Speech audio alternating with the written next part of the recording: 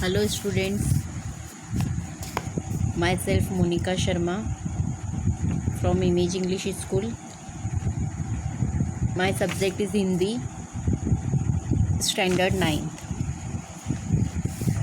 This grammar portion, Hindi grammar. Next है वर्तनी. मुहावरे, अशुद्ध एंड शुद्ध वाक्य, कहावतें ऑलरेडी एक्सप्लेन्ड एंड आपने CW में भी कंप्लीट कर लिए हैं. नेक्स्ट है वर्तनी. वर्तनी मीन्स जो स्पेलिंग्स होती है ना, इंग्लिश में स्पेलिंग कहते हैं इसे. वर्तनी को उर्दू में हिज्जे और अंग्रेज़ी में स्पेलिंग कहा जाता है. जिस शब्द में जितने वर्ण या अक्षर जिस अनुक्रम में प्रयुक्त होते हैं उन्हें उसी क्रम में लिखना ही वर्तनी है. हम वर्तनी संबंधी कुछ जानकारियों का अभ्यास करेंगे. इन्हें लिखते एवं बोलते समय मनन करने से वर्तनी दोष निश्चित रूप से दूर हो जाएगा. वर्णों की लिखावट में सावधानी.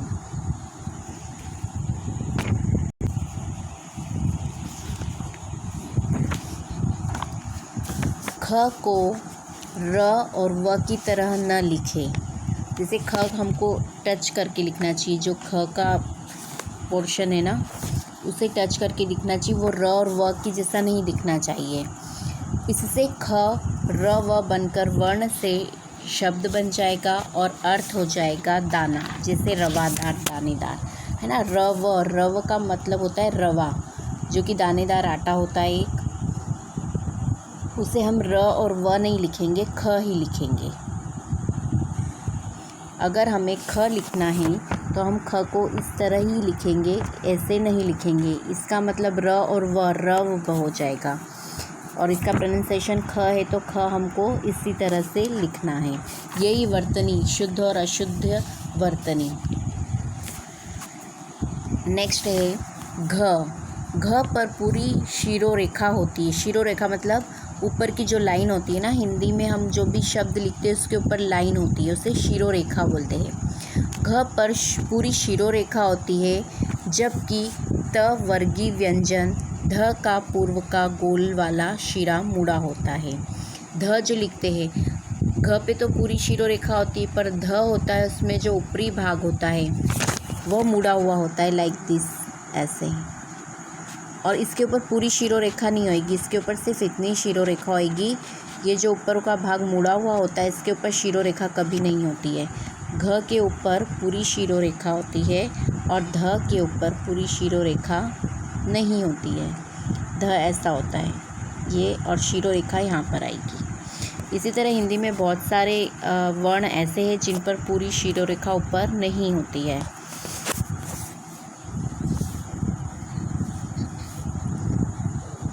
और मुड़े भाग तथा शिरोरेखा के बीच रिक्त स्थान होता है.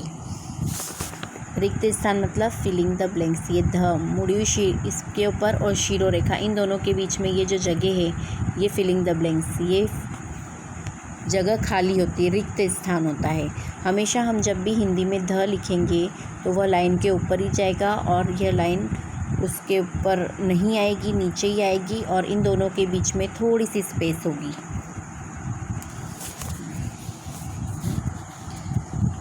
इसी तरह थ, भ, य, श, क्ष और श्र की लिखावट में ऊपर से मुड़े भाग के ऊपर शिरोरेखा नहीं होती. भ के ऊपर पूरी तरह से शिरोरेखा देने से म का भ्रम पैदा होता है. अगर हमको भ लिखना है तो हम कैसे लिखेंगे?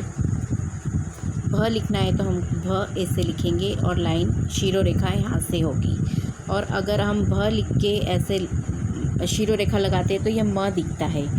इसलिए कभी भी जब भ लिखेंगे तो हम इस तरह लिखेंगे और शिरोरेखा उसके ऊपर टच नहीं करेंगे, तो वह भ अच्छे से दिखाई देगा. और अगर उस पर हमने टच कर दिया तो वो म दिखाई देगा, और जबकि म के ऊपर पूरी शिरोरेखा होती है.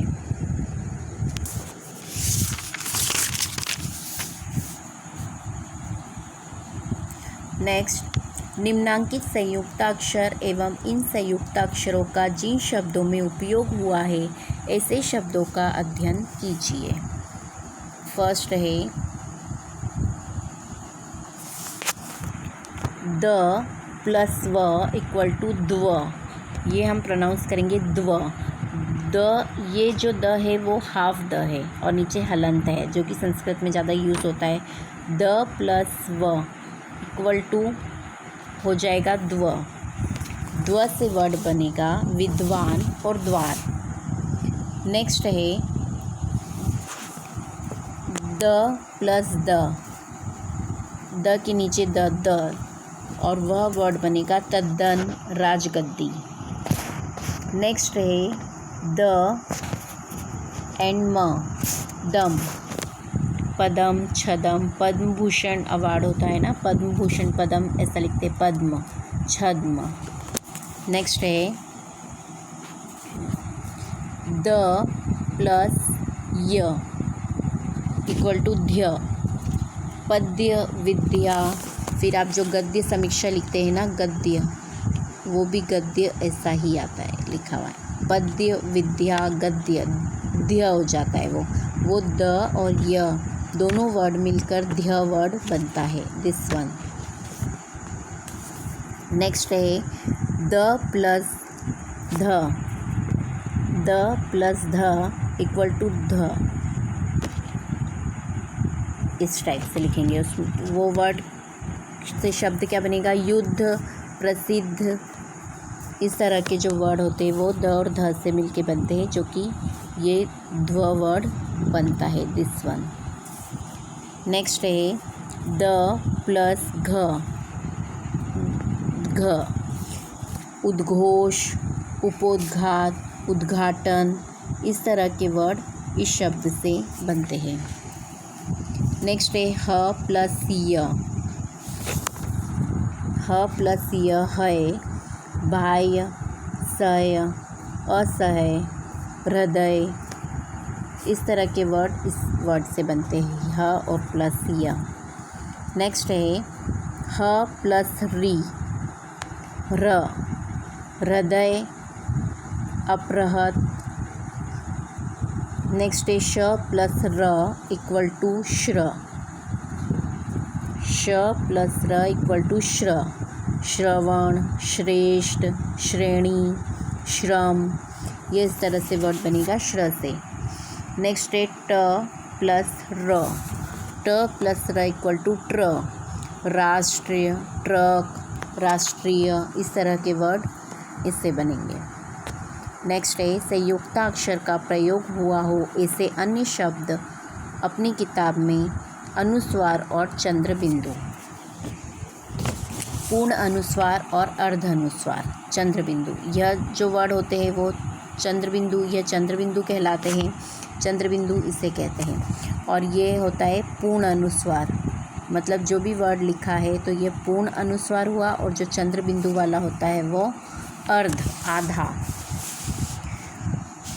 कुछ वर्ड है जैसे पूर्ण अनुस्वार वाले वर्ड है अंत, गंध, तंतु, दंभ, पंच, हंस। और अर्ध अनुस्वार वाले हैं आत, गाव, तात, दात, पाँच, हंसी। इन सारे वर्ड में अर्ध अनुस्वार चंद्र बिंदु लगाया जाता है। ऊपर दिए गए उदाहरणों में अंत, दंभ, पंच इत्यादि में जिस चिन्ह, मतलब जो पूर्ण अनुस्वार इसका प्रयोग किया गया है उसे अनुस्वार कहते हैं, और आत, दात, पाँच इत्यादि में जिस चिन्ह चंद्र बिंदु का प्रयोग हुआ है उसे अर्ध अनुस्वार या चंद्र बिंदु कहते हैं। नेक्स्ट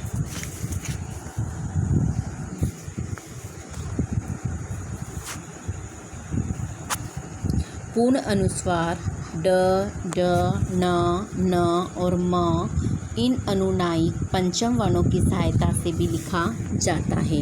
इनमें से प्रत्येक अपने वर्ग के अक्षरों के साथ संयुक्त वर्ण के रूप में प्रयुक्त होता है। क, ख, ग, ध के साथ ड, फिर च, छ, ज, झ के साथ ण, ट, ठ, ड, ढ के साथ ण, त थ द ध न के साथ न, प फ ब भ के साथ म। इस तरह से इनके साथ ये च छ ज झ के साथ ण, ट ठ ड ढ के साथ ण, त ध द ध न के साथ न और प फ ब भ के साथ म। पूर्ण अनुस्वार दो तरह से लिखा जाता है, उसके लिखने की दोनों रीतें निम्नांकित है। पूर्ण अनुस्वार ओके, जो कि ऊपर सिर्फ डॉट होता है वो पूर्ण अनुस्वार है। वह वर्ग के अंतिम अनुनासिक वर्ण के साथ, जैसे षडंकर तो षंडक ड, अंजन चंचल ण, घंटा डंडा ण और चंदन और संत के साथ न। फिर अनुस्वार के चिन्ह के साथ शंकर शंख, अंजन चंचल, घंटा डंडा, चंदन और संत। इस तरह से ये शब्द लिखे जाते हैं। नेक्स्ट है अर्धानुस्वार का उच्चारण पूरे अनुस्वार की अपेक्षा कोमल और हल्का होता है। इसे पूरे अनुस्वार की भांति अनुनासिक वर्ण के साथ नहीं लिखा जा सकता। उदाहरण के लिए अंत को हम अंत लिख सकते हैं, है ना। अंत ही दोनों तरह से लिखा जा सकता है, यह अंत भी राइट है और यह अंत भी राइट है, इनको दोनों तरह से लिख सकते हैं। पर आँख को हम आँख नहीं लिख सकते हैं। जो अर्धचंद्र होता है, चंद्र बिंदु होता है, उसको हम न इस तरह से नहीं लिख सकते हैं। परंतु जो ये वाला अंत ऊपर जो डॉट वाला होता है, इसको अंत में आधा न यूज़ कर सकते हैं। जो डॉट है इसकी जगह हम हाफ न यूज़ कर सकते हैं। परंतु आँख, ये जो चंद्र बिंदु है, आँख का जो ऊपर वाला चंद्र बिंदु है, उसको आधा हाफ न यूज़ नहीं कर सकते। इसको ऐसा लिखना गलत होगा, यह नहीं लिख सकते हैं। अतएव जहाँ अनुस्वार का उच्चारण कोमल हो और जिसे ड ढ ड न और म आदि अनुनासिक स्वर्ण संयुक्त वर्णों से न लिखा जा सके, वहाँ अर्ध अनुस्वार समझना चाहिए और उसे चंद्र बिंदु के साथ लिखना चाहिए। शिरोरेखा के ऊपर लिखी जाने वाली मात्राओं के ऊपर सामान्यतः अनुस्वार तथा नीचे लिखी जाने वाली मात्राओं के ऊपर चंद्र बिंदु का प्रयोग होता है। जैसे मैं, हमने जब मैं यूज़ किया है, मेरे लिए मैं यूज़ करूँगी कि मैं, तो म में दो मात्रा आएगी और अनुस्वार लगेगा, डॉट लगेगा। क्यों के ऊपर भी अनुस्वार का यूज़ होगा। है जब हम वर्ड यूज़ कर लिखेंगे तो उसमें भी डॉट अनुस्वार लगेगा। उन्हें, उन्होंने, इन्हें, इन्होंने, किन्हें, किन्होंने, जिन्हें, जिन्होंने। इस तरह के जो शब्द लिखे जाते हैं शिरोरेखा के ऊपर, उन पे अनुस्वार लगता है, बिंदु लगता है। ओके, नेक्स्ट है शिरोरेखा के नीचे। शिरोरेखा के नीचे कहाँ, आंगन, अंगना, जहाँ, गांधी, आंधी, आँख, जांग, मांद, नांद, बांध, कांग।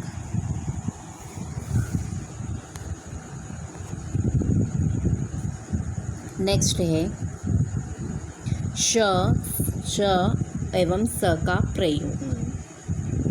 यदि किसी शब्द में स हो और उसके पहले अ या आ हो तो स नहीं बदलता। जैसे 10, स के पहले अ आया है, द और अ मतलब स के पहले अ आया है तो वह स नहीं बदलेगा। जैसे पास, घास, विश्वास, इतिहास, स के पहले आ है। पास, प में आ की मात्रा पा, आ वर्ड यूज़ हो रहा है। घा में भी आ यूज़ हो रहा है। विश्वास, वा में भी आ यूज़ हो रहा है। और इतिहास, हाँ में भी आ यूज़ हो रहा है। स के पहले आ रहा है। यदि अ आ से भिन्न स्वर रहे तो श का प्रयोग होता है। जैसे प्रेषित, यहाँ पे प्रे ए आ रहा है, अ या आ नहीं आ रहा है, इसलिए प्रेषित, तो श में ये वाला श षटकोण वाला आएगा। प्रेषित, आकर्षित, विषम, भूषण, आकर्षण, हर्षित, धनुष आदि, इन वर्डों में ये वाला श यूज़ होगा। कौन सा वाला? ष षटकोण का, दिस वन। ह वर्ग के पूर्व श का प्रयोग होता है, जैसे क्लिष्ट, विशिष्ट, नष्ट, कष्ट, भ्रष्ट, षडानन, षोडश आदि। री के बाद श का प्रयोग होता है, जैसे ऋषि, कृषि, वृष्टि, कृषक, त्रषित, ऋषभ आदि। जब री की मात्रा वाले वर्ड आते हैं, या जैसे री ऋषि वाला वर्ड आता है जब, या फिर किसी वर्ड में व्र की मात्रा आती है, उसके साथ श का यूज़ होता है।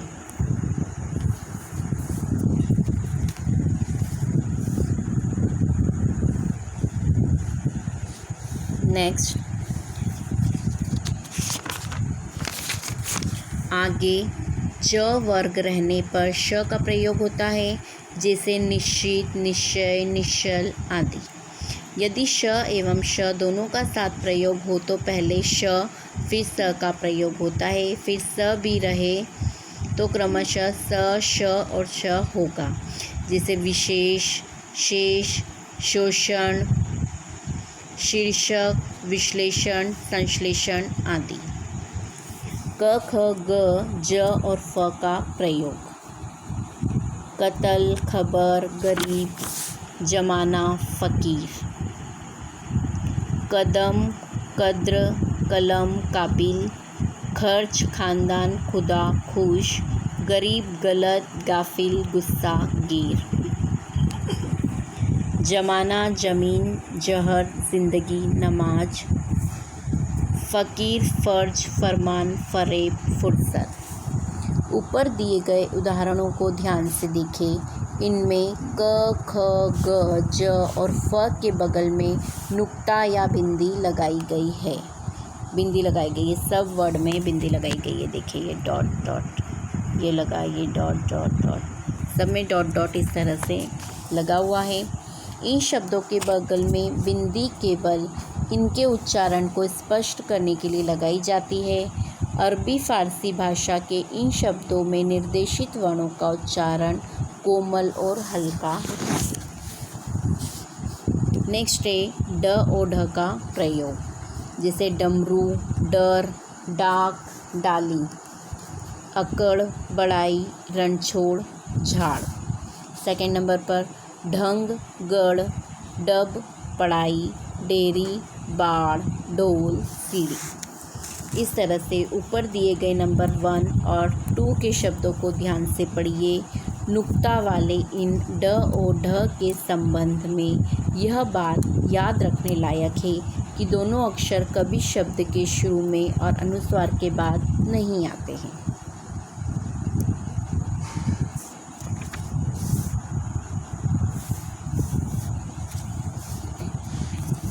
नेक्स्ट है ह्रस्व दीर्घ की भूलों के उदाहरण। ई की मात्रा, ई की जगह बड़ी ई की भूलें। अब ये इसके अशुद्ध शब्द है, ये अशुद्ध शब्द है और इसके शुद्ध रूप ये है, मतलब ये सही है और ये गलत है, ये राइट अशुद्ध है। अब हम लिखेंगे इस वाला, यह वाक्य गलत है, अशुद्ध है और ये सही है, ये अशुद्ध है। हम लिखेंगे किस लिए, किसको, किस, तो किस में बड़ी की मात्रा नहीं आएगी, ये रॉन्ग है, ये राइट है। जिस, ये रॉन्ग है, ये राइट है। चाहिए, चाहिए में हम हमेशा ये वाला राइट है, छोटी की मात्रा आएगी, बड़ी की मात्रा नहीं आएगी। हम जब भी निकट लिखेंगे तो ये रॉन्ग है और ये राइट है। कोशिश में भी कोशिश, दिस इज़ अ राइट। गिरना में बड़ी की मात्रा नहीं आएगी, गिरना। कठिनाई में ठ में बड़ी की मात्रा नहीं आएगी, दिस इज़ राइट। नेक्स्ट है फिर जब लिखते हैं तो यह इसका शुद्ध वाक्य, फिर का शुद्ध वाक्य ये है। रिहा, दिस इज़ राइट वर्ड। लिया इस तरह से लिखेंगे, बहिन इस तरह से लिखेंगे। विकट ये रॉन्ग है, दिस इज़ अ राइट। विदित यह रॉन्ग है, दिस इज़ अ राइट। मिलना, this is a wrong, this is right. विकसित, this is a wrong, this is right. यह इसके अशुद्ध वाक्य है और ये इसके शुद्ध वाक्य हैं। नेक्स्ट है ई की जगह ई की भूले। जहाँ पर बड़ी की मात्रा लगनी चाहिए वहाँ छोटी की मात्रा लगा देते हैं, तो यह अशुद्ध वाक्य है। चीज़ यह गलत है, चीज़ दिस इज़ अ राइट। नारी, यह नारी गलत है, नारी दिस इज़ अ राइट। नींद, this is a wrong, this is right. Next है सती, दिस इज़ अ राइट। स्त्री, दिस इज़ अ राइट। महीना, this is a right, that are wrong. Next इसी तरह से यह सब शब्दों में बड़ी की मात्राएं लगेगी। नीचे इसमें बड़ी की मात्रा लगेगी। पीछे, कीमत, तीसरा, बीमार, नज़दीक, यह राइट है एंड यह रॉन्ग है। नेक्स्ट यकीन, विनती, ये रॉन्ग है एंड यह राइट है। यकीन, विनती, शरीर ग्रहणी, स्वीकार, हार जीत, इस तरह से लिखे जाएंगे। नेक्स्ट ऊ की जगह ऊ की भूले। पर जहाँ बड़े ऊ की मात्रा लगानी होती है वहाँ छोटे ऊ की लग जाती है, और जहाँ छोटे ऊ की होती है वहाँ बड़े ऊ की लग जाती है।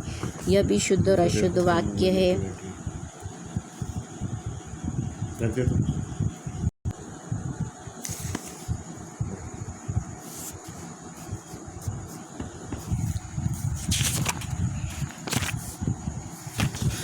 Next, I will explain in next lecture. Thank you.